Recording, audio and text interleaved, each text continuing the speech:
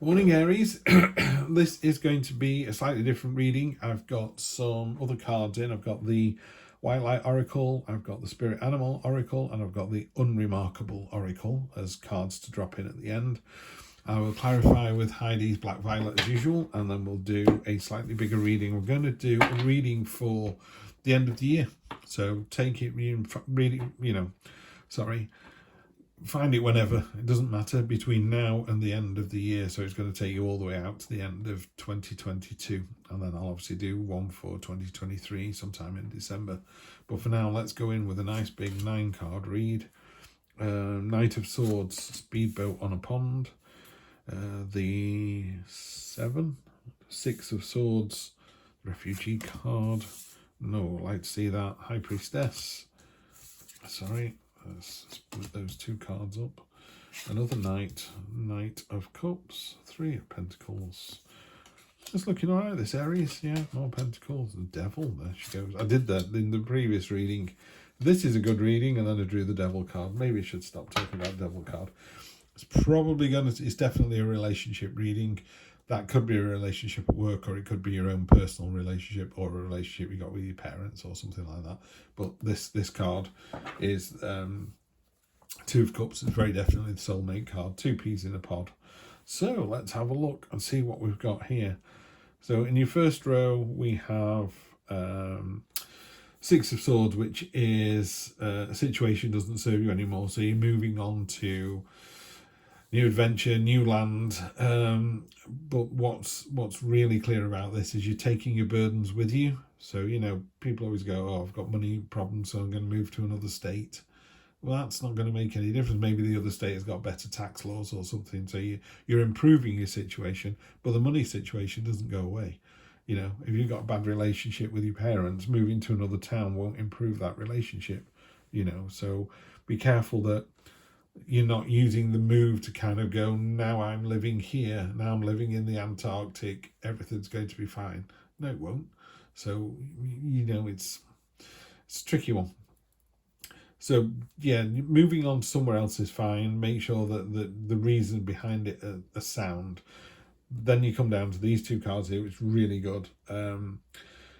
King of Pentacles is the entrepreneur card. It's about stamina, tenacity. It's about knowing that you can do the job. So in a relationship, you're literally like, I've got this. I know what I'm doing. There's no issues here. And it is of your own making. He's got the hammer in his hand that's creating this thing. So you're creating your own future. Yeah, it's not happening by accident. You're rolling your sleeves up and making it happen. There is not a temptation. There is a reminder here that while that's very physical and very roll your sleeves up and do it, sometimes we need to kind of go inside ourselves and let the subconscious, the unknown kind of come to the surface. So if you look here, the Knight of Cups, he's got ridiculous armor on. He's made himself his fantastic gold armor, but it's completely impractical. He's also wearing a helmet you can't see out of. He's generating his sword out of a cup of water. It's his imagination. So he's really fired up on the imagination side, but on the reality, less so. But that's balanced off by this. So the universe is saying, you've nailed this down. You've got this. Don't forget, you've also got this. A bit like head and heart. If you're buying a car with your head, it's different from the car you would buy. You're buying a car with your heart. You go, oh, I've always wanted a convertible, but you've got children. How are you going to get them to school? I know. Let's get a station wagon. Yawn. Yeah. So it's that kind of thing. In the middle row, you've got the 7 of Pentacles, the Knight of Swords, and the 9 of Wands. 7 of Pentacles is, you're doing a great job. Yeah. If you look at this particular one, it's a set of scales. So you've got a list that's been added up, and it comes to 6 coins. You've got 6 coins. You've got 1 left over. So it's about a level of abundance where if you dip into it, there's going to be more there to take on. It doesn't have to be money, though it could be. So it's a bit like, I don't know, I've got to pay out £1,000 and that leaves me with £1,000, but I've got another £1,000 coming in later on. So you're taking money out, but money's coming back in. Same in a relationship. Sometimes your partner's going to need, and you're going to have to give, but you can do that because you've got more than they have at the moment. Maybe your partner is working every hour God sends and they're absolutely exhausted. So you just make dinner one night and have an early night, you know, and put a hot water bottle in the bed. It's just about those little kind of things that just balance out the relationship, because that's exactly what's going on there. There's this balance. It's just saying, you know, there's flowers and wheat growing by that coin to sort of say this is a harvest and continues to grow. We will plant the seed, start again, and sow next year. So don't worry about it. You've got enough now, and you'll have enough in the future. Knight of Swords. This is I call it the speedboat on the pond. He's got hardly any armor on. You know, he's got two swords. There's a load of messages behind his feet that may get lost in the kind of confusion. He's a bit sort of, come on everybody, let's go to Hong Kong, and you're like, whoa, when are we doing that? It's like this afternoon. He's like, really? You know, so there's a real sense of joy and impetus and come on, let's do this. But you have to temper that a little bit with, hang on a minute, we need to think about this a little bit more. Nine of Wands down at the bottom here is just keep going. You're almost there. Sometimes it can feel like a real burden, you know, and that's what the Ten of Wands is. The Ten of Wands is the burden card. The Nine of Wands is that sort of just keep fighting. She's got blood on her tummy. She's been backed up into a corner, but I wouldn't want to take on a wolf that's been backed up into a corner. That's when they're at their most, you know, that's when they're going to come out fighting. That's when they're going to come out swinging. So that's what it's saying here. Just come out swinging. You're almost there. Now this is interesting. You've got the High Priestess and the Devil next to each other. The High Priestess is very much about the subconscious, you know, just kind of going deep inside yourself and thinking about why you're doing something the way you're doing it. You know, it's a thoughtful process. It's very mysterious. It's very unknown, and it's being brave enough to take that step. It's like going into a darkened room but not knowing if the floorboards are actually there or not. So you're just putting your foot down and feeling your way. But as you do it a little bit more, every time you get more and more confident, and you're like, yeah, I've got this. This feels solid. This feels right. So it's very much about that kind of intuition. That sort of, this feels okay. And conversely, you went, this doesn't feel right. Don't do it. Honestly, if towards the end of December, you get something that just, there's a light bulb moment, not light bulb moment, there's a little warning sign, your spidey sense is tingling, don't do it. Yeah, sounds too good to be true, it is. And that ties in with the Devil card here. The Devil card is very, you know, one of the things about the Devil on this particular deck is she's holding some chains. It's really hard to see. She's holding some chains there that go off into nowhere, so you don't know what's on the other end of the chain. It's supposed to be you and I. You see how loosely she's holding that chain? And she's whispering as well, like, shh, have a little secret. You just stay here. You have another pie. You have another affair. You take some more drugs. You have some more beer. Don't you worry. Just have another one. It's impermanent pleasures. And the devil doesn't come to you at night and steal you away. You walk towards the devil with a smile on your face, you know. And this card is a bit like, I don't think you should be doing that. If it sounds too good to be true, if this person says, come and live with me, we'll live in a big house, I will give you all the money you could possibly want, and there's a little bit of a, not sure about this, don't do it, just don't do it. And the result of that is listening to your intuition and getting past the devil, because I think that's what this is. This is a hurdle over the devil. You end up with the Three of Pentacles, which I really love. Three of Pentacles is the synergy. So you've got one dropping seeds, one dropping soil, one dropping water, and it's creating an oak tree. Oak leaves are about knowledge, so you've got the knowledge and understanding that you're looking for down here. So that's really good to see. But it is a long-term process. I know this is reading for the end of the year. This card here is not talking about it's going to be resolved by December. In fact, so I said, what a great idea, planting a tree. And you go, I planted 100 trees in December. When can I have a tree house? It'd be like, you're never going to have a tree house on those saplings. They're going to take 2 generations to grow. Your children might, and your grandchildren will be able to have a tree house, but you're not. But isn't it wonderful that you're planting trees for future generations? So this is what this is about. This is a long-term strategy, yeah, that you will benefit from. Don't get me wrong. You know, we all planted a tree, the world would be a better place. But the long-term solution is going to be absolutely awesome. And again, the universe is really pleased when people do stuff like this. Kind of like, oh yeah, well, they've done a nice job. Let's reward those. Karma is a real thing. Yeah, let's reward them with with happiness, abundance, whatever it is that they want. So we're going to clarify these now with Heidi's lovely deck of cards here. So on top of the Knight of Swords, Eight of Wands, communication coming in.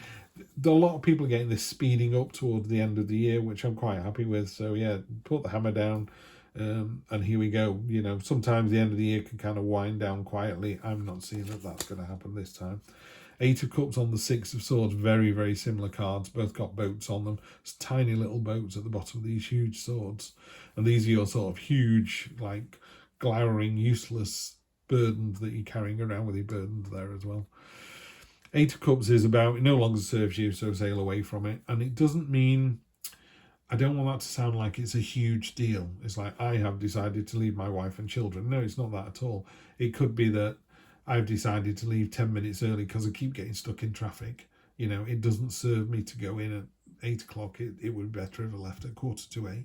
So it's just making a little change somewhere, but quite happily you're just going, do you know what, this doesn't serve me anymore. Trying to think of something else. It's a bit like someone going, I can't go to the gym anymore because I've done my ankle in, and someone saying, well, you can go to the gym, you just can't do those exercises. So walk away from the one, walk away with your busted ankle, limp away from the ones you can't do and concentrate on what you can do. So it's that kind of just moving away from the little thing or things that don't serve you anymore. Two of Wands on top of the intuition, just staying agile and flexible. I think the Major Arcana card, the High Priestess, is higher than this one. So again, it's just a sort of, the High Priestess might go, should I do this or this? And that's what the Two of Wands is, kind of a juggling card. Do I do this or this? So that's all it's saying, is stay agile, stay open to both solutions. It may be that option A is good and option B is also good. Then you've just got a choice to make. So it's not necessarily, I think a lot of this reading is making it quite clear it's not black and white, it's not night and day. It's not two separate things. A lot of the lives we lead has a lot of grey in the middle of it. It's not always that black and white answer that you're looking for. So you might not find black and white answers here, and he's saying that's okay. You can just juggle those till the right thing comes up. The three, which is, you know, literally planting the seed, results in abundance. Simple as. Happy, joyful, abundance. It's the feast card. It's satisfaction and abundance times 9. Just fantastic, fantastic energy. The Empress on top of the Knight. So again, using your imagination as to how you want the end of the year to play out. The Empress is a card of, it's a card of fertility, so be careful. It's a card of fertility, it's a card of motherhood, nurturing nature. It's about the cycles of nature and understanding that. And it's a very sensual card as well. You're very attractive at this time, absolutely. And then we have the Nine of Pentacles. Nine of Pentacles is a card of focus and intent. That's what the Hawk is about. This is about someone who is happy in their own skin, happy at a party, happy on their own, very driven, very aware of what they've got, very, I'm worth it advert, because you're worth it. She knows she's worth it. She is worth it. And she's got these trees here. The orchard that she's in is fecund and abundant and giving her all that she could possibly want, and she knows that she's able to share. So she's got 6 on one side and 3 on, and this one is 5 and 4. It's normally 6 and 3. So she got 5 on one side and 4 on the other. So she could even afford to give 4 away because she knows that this harvest will continue to provide. So a fantastic card of abundance. Really nice to see that.